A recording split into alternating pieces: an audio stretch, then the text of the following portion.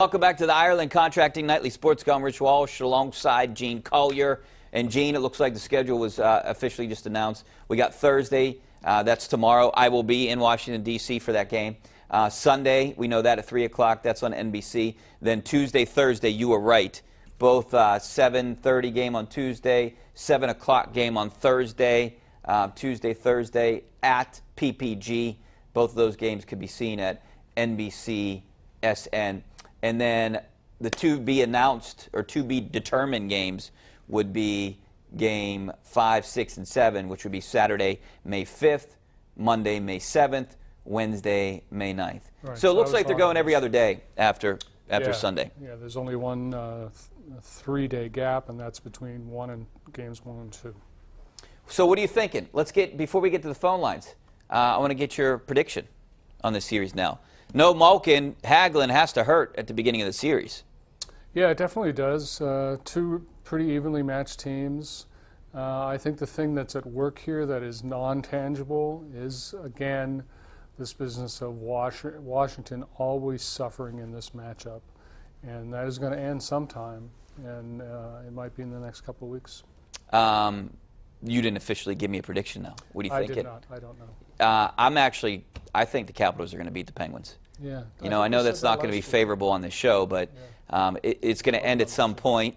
And if they don't get Malkin and Hagelin back sooner rather than later, then I don't think that bodes well for the Penguins. And just given that information, if Malkin misses 2 or 3 games and Hagelin misses 2 or 3 or 4 maybe, I like the Capitals in the series. I do think the Penguins are a better team on paper. And I like this Penguins team better than last year, actually. But, you know, eventually this run of the Pens' dominance over the Capitals is going to end. They got to take one in Washington. That's my take. I agree. All right. Let's go out to Ray out in Castle Shannon. How you doing, Ray? Good, Guy. How you doing? Good. How are you? Thanks for calling. Good. I just want to say if Murray plays good against Washington, don't give up too many goals, they're going to win. Well, that would be the definition of not giving up too many goals, yes. Yeah, I mean, if he gives up too many goals, then they're going to lose. They're going to lose because I'm pretty confident about that. Holtby is a really good goalie. I mean, this guy won the Vezina a few years ago. Yep. The Penguins just have this. They're in this guy's head. They're just living in his head the last couple years, and I would imagine they're going to go with him to start the series. They didn't do that in round 1, but the Capitals rattled off 4 straight wins. It's a hot team right now, and I don't know. I just have a bad feeling about this series. Well, when the Penguins beat Holtby pretty decisively there in the middle of the year, then that seemed to make Barry Trotz a lot less supportive of him. Yeah. And he came back to him right just in the series against the Capitals. So he is playing well again, but he never seems to be able to figure out the Penguins. Yeah, Grubauer could be the guy. And I wouldn't be surprised if he goes to him tomorrow. I guess we'll find out tomorrow morning at their morning skate. All right, let's go out to Sam out in New Bethlehem. How you doing, Sam? Good. Hi, Richie, Gene. Hey, thanks for calling, Sam. Hey, Gene, you're pretty stylish with that jacket. I like it. Thanks. Hey, I have 2 parts and then 2 questions for you. Go ahead, take all the time you need. Yep. I'm watching the Pirate game. Well, you're talking to us. And I don't think I've ever seen so few people in the stands. So the first question is, why do you think the attendance has been so bad? And secondly, if the weather's good this weekend and the attendance isn't good for a rival like St. Louis, does that say anything? So I'll listen to your answer. Thanks, Rich. Sure. Thanks. All right. Thanks a lot for calling, Sam. I appreciate the call. Yeah, what do you make of the attendance problem? I mean, a lot of it has to do with the weather, but there's a but there. Right? Yeah, sure. I mean, I was at the Sunday game a couple of weeks ago against the Reds, and that's the smallest Sunday crowd I've ever seen in Pittsburgh. Again, the weather was terrible and has been terrible.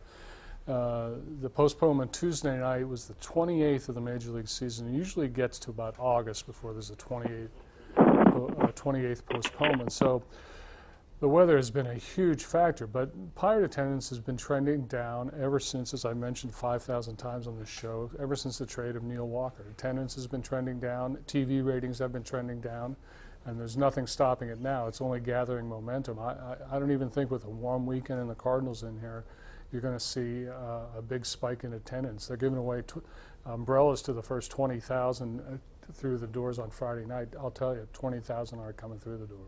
You know, especially because they've been terrible lately.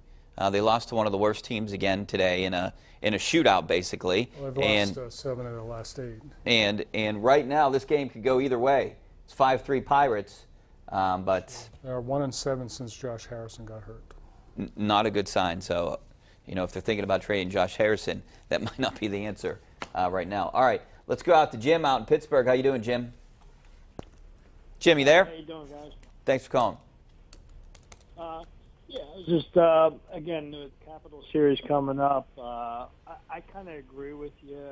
I think it's about time for the Capitals to actually get over that hump. And I think the Flyers series really did a lot of damage to the Penguins as far as injuries. Well, yeah. Hey, thanks for your call, Jim. Definitely a lot of damage. I mean, if you're taking out their second-best player, Evgeny Malkin, and a guy that really impacts the penalty kill, Carl Hagelin, the Pens could be in trouble here. They haven't fared too well against the Capitals in Game 1 of series. I think they're 3-7, and they've won 9 of 10. So I don't know how important Game 1 is, but they absolutely need to win one of these 2 games in Washington, Gene.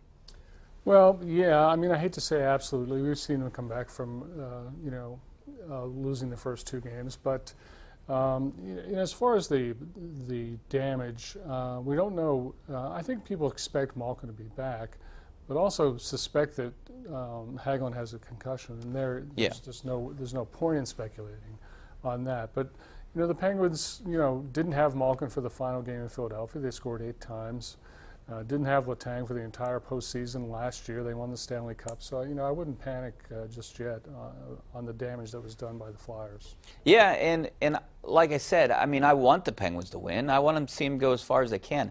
I just think it's going to end at some point, and if you don't have Malkin back for an extended period of time, my guess is this playing on Sunday is going to help the Penguins, help Malkin maybe get back. The fact that he made the trip is a good sign. Yeah, that's right. And, of course, they'll have 2 days off between games 1 and 2. Yeah, and he has an extra day, and I know the Penguins are staying there. They're not coming back this time. So, yeah, I think that's in favor. If Malkin could come back and they win Game 2, I think it's going to be 7 games. But right now, I'm leaning towards the Capitals because of Malkin and Hagelin's status. It's okay, Rich. You don't have to apologize. I have to keep justifying because I'm getting a lot of hate tweets. All right, hate mail. All right, let's go out to Calvin in Clearfield. How you doing, Calvin? Hi, Rich. This is the first time I got a chance to talk to you, buddy. Okay, great. Thanks. How you doing tonight? You and Jim Collier. Yeah. How you doing? We're doing great, man. Good. Thanks for calling. Okay, I got a question here, a 2-part question. Who would you put out there for Mike Sullivan for tomorrow night's game, by the way, Game 1, in place of Malkin and then Carl Hagelin? Who would you put out there in place of those 2 if you're Mike Sullivan, the coach of the Penguins? Who would you put out there, seriously? All right, thanks a lot, Calvin. Well, I think we know who they're going to put out there, Gene. It's going to be Riley Shahan on the second line center and Dominic Simone. And on the penalty kill, too. And on the penalty kill. So it's Riley Shahan has a really important role right now. Yeah. The one thing, I think the one thing they're going to miss, but is definitely Carl Hagelin's presence on that penalty kill. I think so just don't take any penalties. That's always that's good advice anytime. Yeah, don't take any penalties. Especially against the Capitals, and you let Ovechkin set up in his office there in the left circle. That's the real danger of taking a penalty against Washington. I think the Pens had the best PK percentage in the first round. Playoffs today? Yeah, so, I mean, their penalty kill has been good. Their power play has been hot and cold. I mean, they can go on a streak and then they just get shut out. So I'm not too worried about their power play. Missing Malkin, that's where special teams usually wins these kind of games, and you're missing one of your best power play guys and one of your best penalty kill guys. So, yeah, Shahan really has an important role. So that's the answer to your question. Thanks for calling, Calvin. Tony, Hill District. How you doing, Tony? How you doing, Rich? I'm going to ask you, don't you think that the Steelers should pick up an offensive linebacker and a right tackle in the draft pick? An outside linebacker and a right tackle? I think he meant outside linebacker. No, I don't think that they're going to go after an outside linebacker. I think an inside linebacker. I brought up Leighton Vander Esch, and you mentioned how Ed had him in his mock draft, but he's a guy that can kind of play both positions. He's played both, and some have him projected as an outside linebacker, some inside. So he's a guy that's pretty versatile. You like Rashaan Evans. I think that they're going to go with a inside linebacker in the first round. That's kind of what I think too. Maybe if they don't go with an inside linebacker, they might go with a secondary guy. Maybe this Justin Reed, maybe one of these corners that could be available. That's where they need the help. And I don't think when they say best available athlete, Colbert talked about it today, they go best available athlete. And then if the need is close to the best available athlete, then they will go with the need. I don't think that someone like Roquan Smith is going to drop to the Steelers. That's where it might outweigh something. Probably not. I think you'll see defensive picks in the first 2 rounds, and then I think you'll see an offensive lineman before the 4th. An offensive lineman, too. Oh, that's I didn't know if I thought that might be one position that they might not take offensive lineman in the draft. But anything's possible, but losing Chris Hubbard was bigger than people think. All right, well, we got to take a break. Back with more phone calls, maybe some tweets coming up next. Stay right there.